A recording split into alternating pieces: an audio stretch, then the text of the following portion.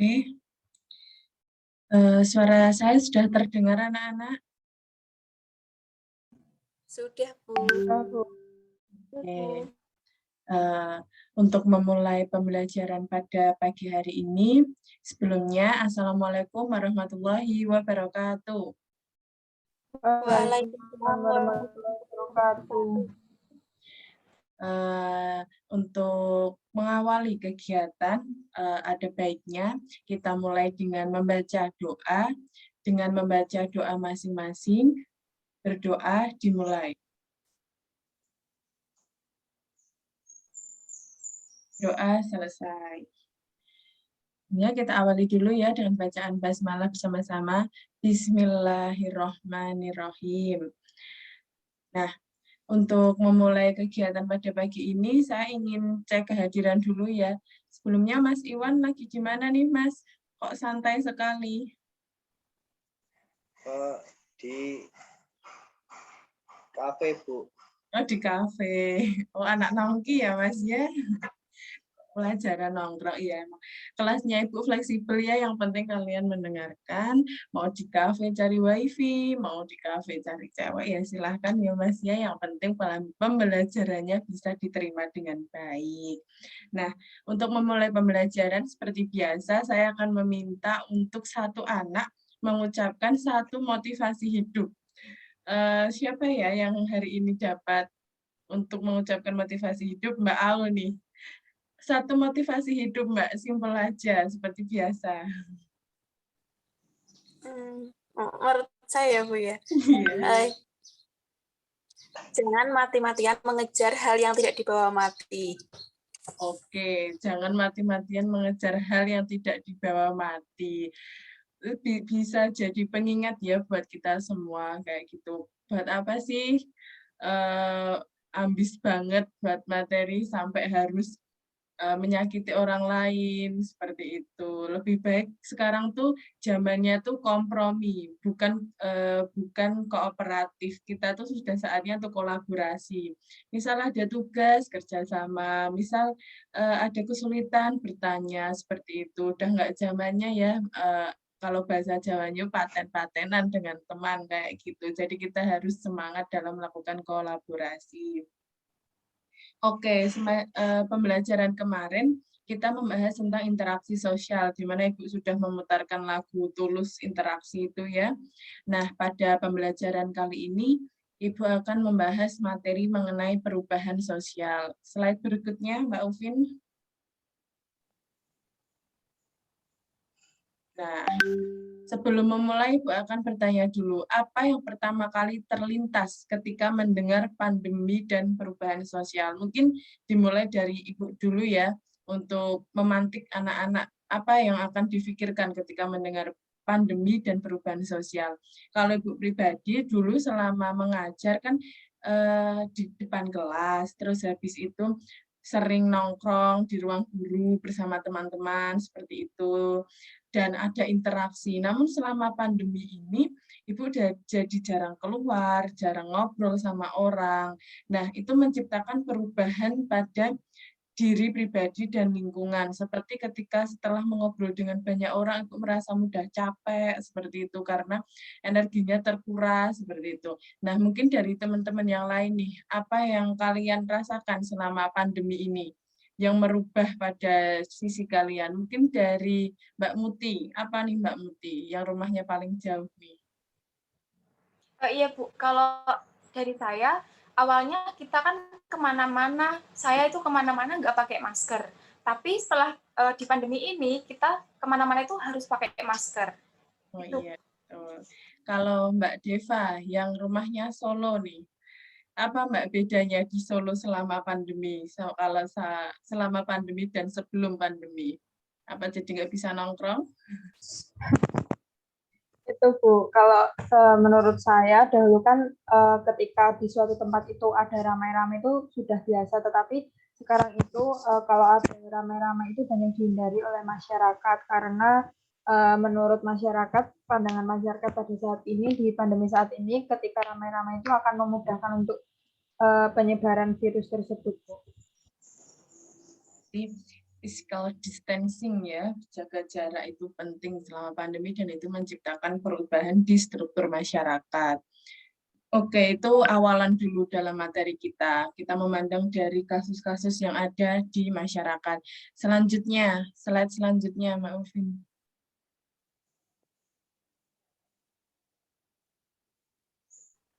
Nah, ini adalah dua tokoh sosiologi. Itu sudah ada apa ya, teka-teki di bawahnya. Mungkin ada yang bisa menebak siapa nama yang tokoh pertama.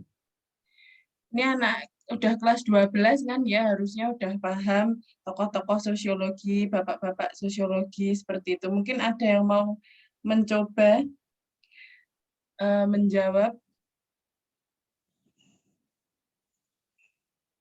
Mungkin Mbak Upin, yang bapak-bapak yang inisialnya S, siapa coba? Kemarin kayaknya baru bikin pertanyaan tentang 4 tokoh ya, harusnya hafal ini. Selo Sumardijan. Silo Sumardijan. Sumarjan. Oke. Dijan ya Mbak ya. Salah Bu, maaf. Oke, nggak apa-apa. Mungkin selanjutnya bapak-bapak yang sedikit pelontos ini Mbak Aul. Siapa Mbak Aul? Bisa ditebak aja, random aja Mbak Aul. Kayaknya ya Bu ya. Ya, silakan. John siapa gitu, Gilin gitu loh Bu. Yang L-nya saya nggak tahu. John Ginting apa Gilin Mbak? Gilin. Oh Gilin, ya benar.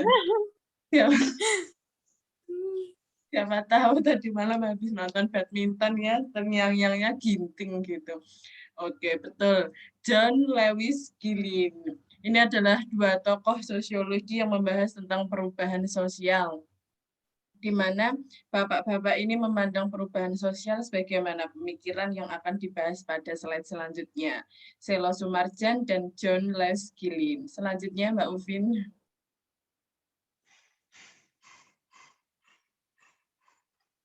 Oke, Selo Sumarjan. Selo Sumarjan memandang perubahan sosial sebagai perubahan lembaga-lembaga kemasyarakatan di dalam suatu masyarakat yang mempengaruhi sistem sosial di dalamnya. Jadi Selo Sumarjan ini memfokuskan pada perubahan sosial itu tercipta. Salah satunya karena lembaga-lembaga itu yang akhirnya mempengaruhi sistem sosial, baik dari kegiatan, aktivitas, hingga norma.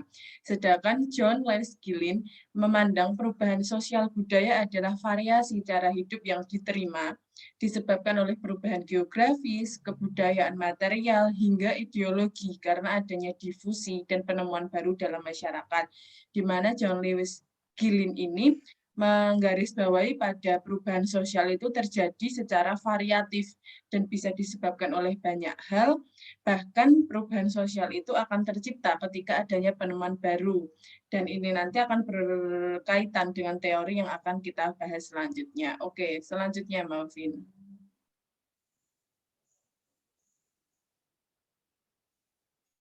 Yuk, kita main tebak-tebakan dulu nih. Disebut apakah? Karena tadi kan Bapak Selo Sumarjan membahas mengenai lembaga kemasyarakatan ya. Nah, sekarang disebut apakah lembaga yang mempengaruhi perubahan? Apakah betul? Institution of Change. Mas Iwan, benar nggak sih? Lembaga yang mempengaruhi perubahan itu institution of change nggak, Mas? Kalau dari definisinya itu benar, Bu. Sepemahaman saya. Karena lembaga itu institusi, perubahan itu adalah change. Oh iya. Oke, berarti Mas Iwan menjawab benar. Mbak Muti kok ketawa-ketawa. Mbak Muti, coba. Betul nggak, Mbak? Apakah lembaga yang mempengaruhi perubahan itu institution of change? Saya agak bingung ya, Bu. Institution of change atau agent of change ya, Bu? Oh ya, berarti ini Mbak Muti ini tim ya atau tim tidak ya? Tim tengah-tengah aja gitu. Nggak ada yang tengah-tengah, Mbak. Iya atau tidak ini? Ayo. Iya. Oh iya, oke. Satu lagi. Mbak Aul, benar nggak apakah lembaga yang mempengaruhi perubahan itu disebut institution of change? Benar, kayak Bu. Lembaga itu institusi bahasanya. Oh Kayak gitu, iya. menurut saya. Oke, 3 orang mau menjawab benar ya? Iya ya. Lanjut Mbak Ovin. Jawabannya adalah tidak. Jawabannya salah. Karena lembaga yang mempengaruhi perubahan sosial adalah agent of change, bukan institution of change, seperti itu. Nah, jadi agent of change ini adalah lembaga-lembaga, baik dalam suatu institusi, institusi itu merupakan zona di dalam lembaga itu sendiri, baik secara resmi, non-resmi, formal, informal, individu maupun kelompok, itu merupakan agent of change. Di mana kenapa kok enggak institution, Bu? Karena institusi itu kan besar ya. Nah, sedangkan kalau agent itu tidak harus berjumlah banyak. Seperti kita, ketika kita membuang sampah, dimulai dari diri kita sendiri, bisa menyebabkan perubahan dengan mencontohkan orang-orang lain sehingga tidak terjadinya bencana atau banjir seperti itu. Jadi lembaga yang menyebabkan atau mempengaruhi suatu perubahan disebut dengan agent of change, bukan institution of change. Ini nanti kalau keluar di ujian, tolong diingat-ingat ya, jangan sampai terlena. Karena sosiologi itu kalau orang-orang bilang itu memilih yang benar, memilih yang paling benar di antara yang benar, kayak gitu. Mungkin yang kemarin udah ujian atau nanti mau ujian nasional ambil sosiologi pasti akan terbiasa dengan jawabannya 4, tapi kok hampir sama, padahal ada jawaban 1 yang paling benar, kayak gitu. Kayak ini tadi pertanyaan sedikit mengecoh ya. Selanjutnya, Mbak Ovin. Teori perubahan sosial. Ada 3 teori perubahan sosial. Yang pertama adalah teori evolusi, yang kedua adalah teori siklus, yang ketiga adalah teori konflik. Siapa ya? Mbak Deva, kalau melihat teori evolusi ini gambarnya gimana, Mbak? Apa menerobos atau gimana?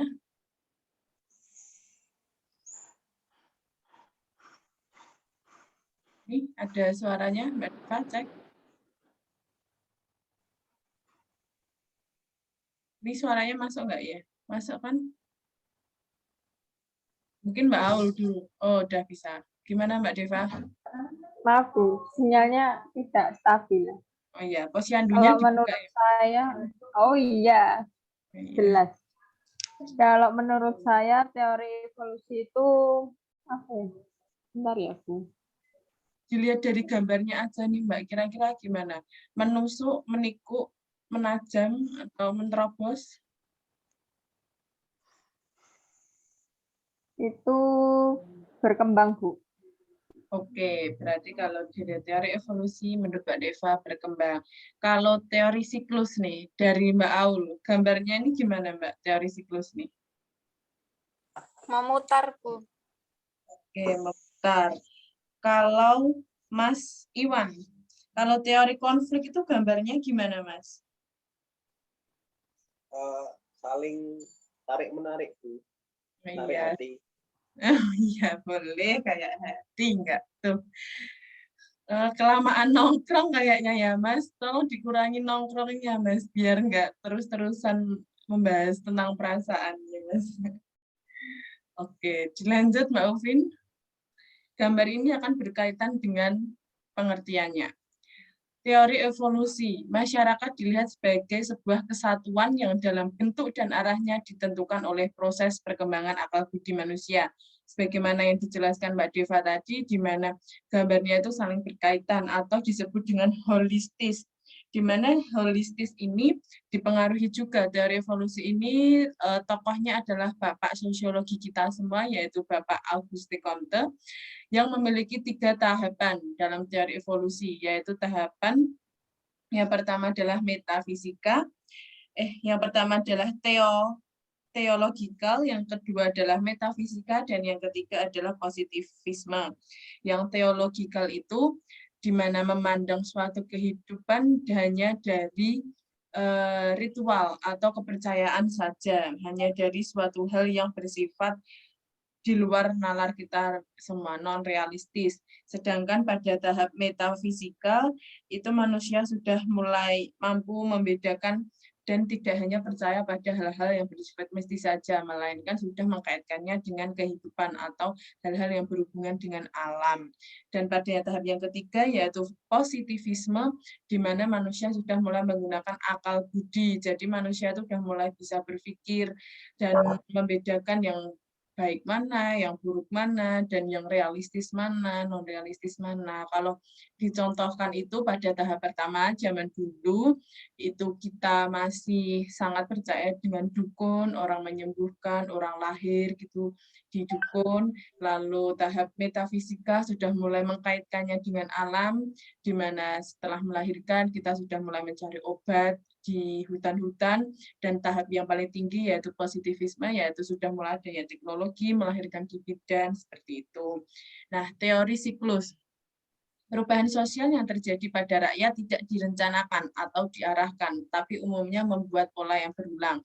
Sebagaimana yang dijelaskan Mbak Aul tadi, gambarnya itu berulang atau terus berkaitan, tidak ada putusnya. Teori siklus itu tidak bisa direncanakan atau diarahkan, sebagaimana perubahan itu tidak bisa perubahan itu tidak bisa bergeser, tapi perubahan itu berubah, yang tidak bisa direncanakan dan juga tidak bisa diarahkan.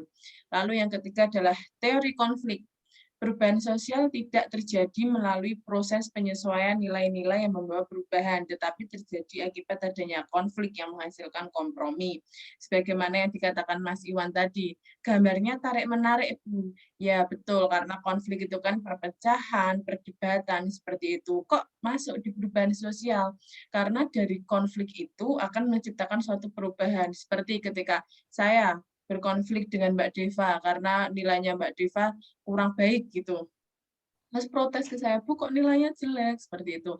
Nah, di situ akan menimbulkan perubahan di mana saya akan meng-cross check ulang jawaban Mbak Deva, dan perubahannya mungkin nilainya akan menambah karena ternyata jawabannya lebih baik, seperti itu. Itu 3 pengertian teori perubahan sosial.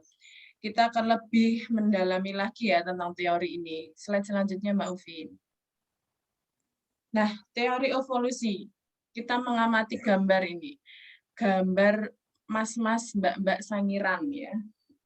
Nah, mungkin Mbak Muti, apa yang bisa diambil dari gambar ini, Mbak? Kalau menurut saya, jadi manusia itu mengalami perkembangan secara perlahan, Bu. Jadi dari mulai Meganthropus, Pithecanthropus, homo-homoan itu loh, Bu, terus Homo soloensis sampai ke Homo sapiens. Oke, betul. Homo-homoan ya, Mbak ya.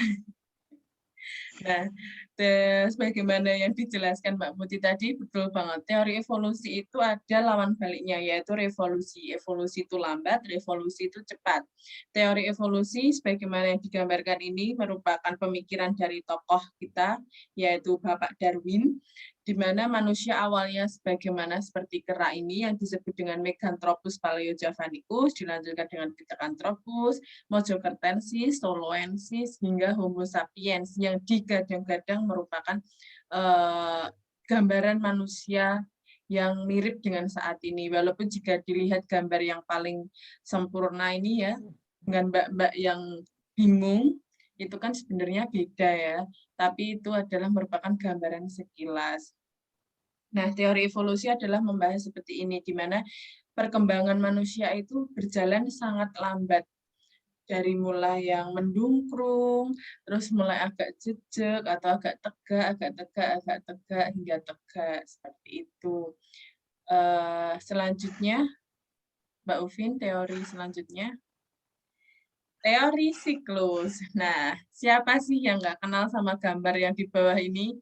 Mas Reval Hadi, Mbak Deva. Pasti tahu ya, Mbak ya, Reval Hadi? Ya, tahu. Nah, kalau yang cowok di atasnya itu siapa, Mbak? Di atasnya Reval Hadi itu? Itu sepertinya orang tuanya Al-El ya. Oh, iya, betul. Namanya siapa ya? Lupa itu aku. Oh iya, Mbak Aul mungkin ingat. Siapa Mbak Aul? Orang tuanya Al-El, kata Mbak Deva. Itu Ya, Ahmad Ahmad Dhani. Dhani. Oh iya, Ahmad Dhani, betul sekali. Kalau yang sampingnya Ahmad Dhani itu Mulan Jamilah bukan, Mbak? Atau Maya Estianti? Kurang tahu, Bu. Oh, kurang tahu. Ya, memang itu bukan Maya Estianti ya, teman-teman. Jadi itu contoh lainnya. Kalau yang di bawahnya, yang cewek, ini mungkin Mbak Ufin yang tahu, yang peka terhadap fashion. Tahu nggak Mbak siapa cewek ini? Nggak tahu, Bu. Oh, selebgram itu nggak kenal ya? Anak-anak zaman Nggak sekarang kenal. katanya si paling selebgram katanya. Oh, nggak Saya nggak, Bu. nggih pun. Nah, jadi kaitannya teori siklus dengan foto fashion ini. Sebagaimana yang dikatakan Mbak Ul, bahwa siklus itu sistemnya berulang. Seperti fashion. Fashion itu berulang dan tidak akan ada habisnya. Dimulai dari gambar Bapak Ahmad Dhani ini ya.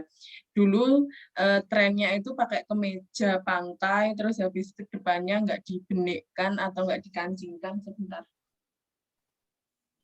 Nah, lalu ternyata tren itu kembali lagi, itu adalah tren yang saya ambil pada tren kalau di search internet itu gambar anak tahun 90-an. Nah, ternyata sekarang tahun 2022 tren itu kembali ngehits lagi yang dipaparkan atau dicontohkan oleh artis yang sekarang sedang naik daun, yaitu Reval Hadi dengan menggunakan kemeja pantai dan kancing yang sedikit terbuka atasnya, itu ternyata menjadi fashion yang lagi-lagi terulang dan siklus, disitulah yang disebut siklus, di mana kembali terulang, muter-muter gitu. Kayak dulu celana cutbray pada zaman Nika Ardila itu sangat terkenal ya. Nah, terus habis itu ganti ke celana pensil, celana cutbray ditinggalkan, dan sekarang celana cutbray kembali lagi sangat digemari oleh masyarakat. Selanjutnya foto yang cewek ini, saya juga kurang tahu ya itu siapa, itu tahun 90-an. Nah, kaitannya foto yang dua cewek ini, mungkin Mbak Aul bisa mengamati Mbak, kaitannya foto Mbak yang ibu-ibu yang atas dengan yang bawah itu apa dari segi fashion?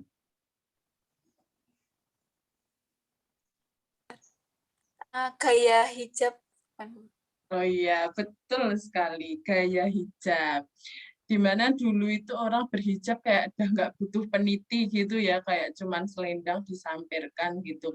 Nah, lagi-lagi tren gaya hijab tanpa peniti itu lagi ngehits banget sekarang. Kayak orang-orang tuh berlomba-lomba pakai pasmina yang gimana caranya nggak usah dipeniti deh, yang tinggal diubet-ubet udah langsung terlihat cantik kayak gitu. Kayak contoh itu adalah selebgram Agnie Panupi.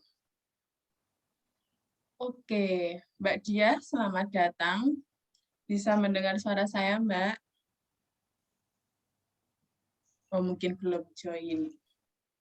Nah, itu tadi di mana Agnie Panupi atau selebgram ini mengikuti ternyata tanpa kita sadari, termasuk saya sendiri. Kadang kalau keluar kayak gitu cuman pakai pasmina atau Mbak Ufin misalnya post di Instagram, karena saya berteman ya dengan Mbak Ufin itu cuman pakai pasmina gitu. Tanpa disadari ternyata itu mengikuti tren tahun 70-an ya. Jadi orang-orang zaman dulu cuma pakai selempang di tali, dan ternyata orang zaman sekarang juga cuma pakai selempang di tali. Itulah yang disebut penggambaran siklus, di mana perubahan sosial itu tidak ada berhentinya, tidak terduga, dan tidak direncanakan. Selanjutnya, Mbak Ufin.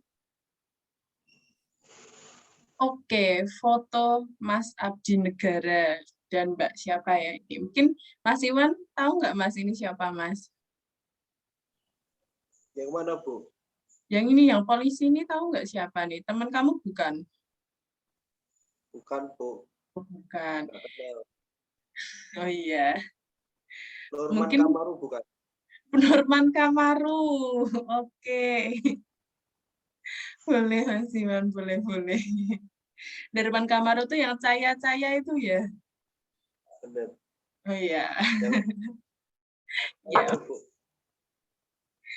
Sayangnya ini bukan Norman Kamaru ya Mas, karena Norman Kamaru itu membawa kebahagiaan, sedangkan ini adalah membawa petaka ya, seperti itu.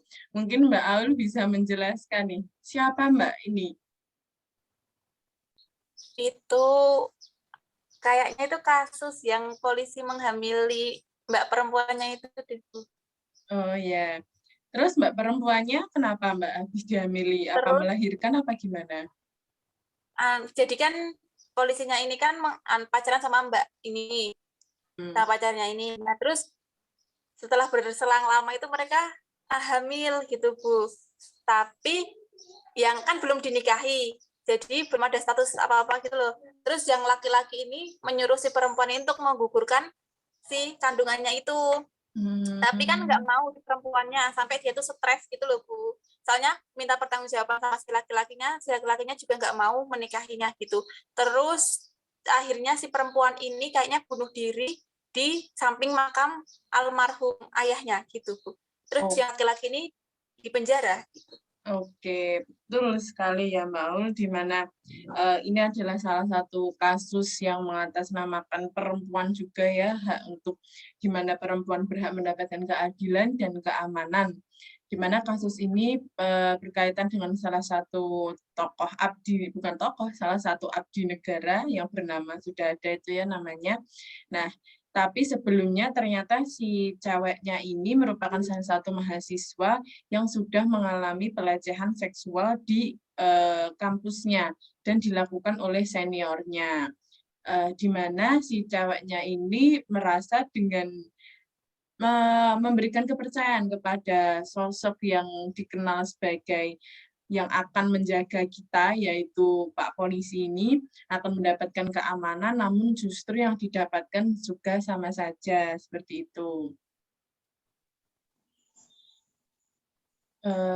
Selanjutnya, sehingga adanya dari beberapa kasus banyaknya pelecehan seksual pada wanita seperti itu, akhirnya dimunculkan perubahan sosial dari konflik ini kan suatu konflik ya antara pihak satu dan pihak dua, yang akhirnya pihak dua meninggal. Oke. Masih ya.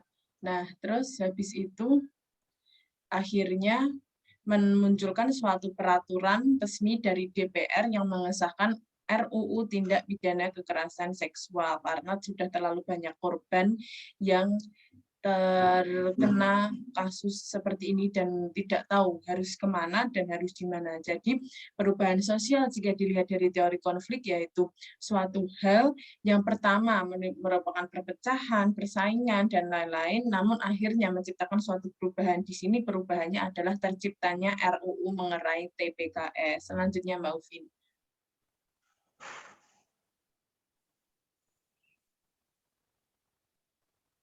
Oke, yang proses perubahan sosial itu discovery, innovation, dan invention. Discovery itu di mana penemuan unsur kebudayaan, baik dari aktivitas maupun lain-lain.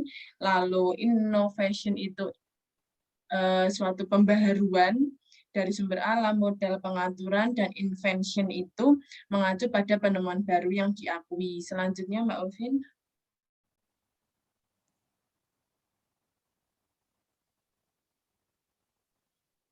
Sudah, selanjutnya.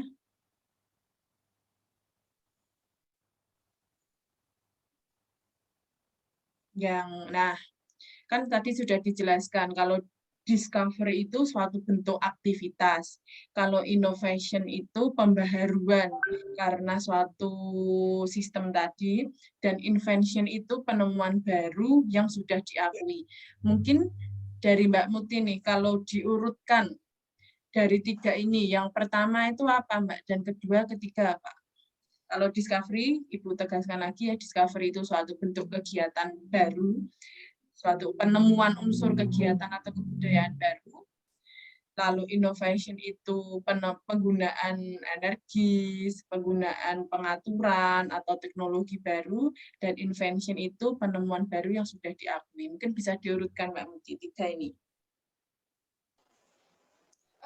Bu, tapi kalau salah nggak apa-apa ya, Bu? Nggak apa-apa, kan masih belajar. Jadi Yuk. Kalau yang discovery tadi, yang PPKM, kemudian yang innovation tadi, yang jaga jarak, yang terakhir vaksin, Bu. Betul sekali. Terima kasih Mbak Muti. Yang discovery itu PPKM. Kenapa PPKM? Karena itu merupakan suatu bentuk kegiatan penemuan baru, kebudayaan baru, di mana harus melakukan PPKM karena COVID-19. Dilanjutkan dengan inovasi atau innovation, betul, inovasi, yaitu jaga jarak menggunakan masker, di mana yang kedua yaitu jaga jarak menggunakan masker. Itu merupakan suatu bentuk penggunaan pengaturan atau peraturan baru karena PPKM, jadi harus menggunakan masker. Dan yang terakhir adalah vaksin. Itu merupakan invention, yaitu suatu penemuan baru yang lambat laun diakui dan diterima oleh masyarakat walaupun awalnya mengalami suatu proses penolakan. Akhirnya menyebar, menjalar, dan sudah terbiasa diterima oleh masyarakat karena itu merupakan suatu peraturan juga ya. Oke, pembelajaran pada pagi hari ini untuk materi sampai sini. Ya, terima kasih untuk Pak Bagas. Berikut adalah hasil pembelajaran pada perubahan sosial hingga tahap materi.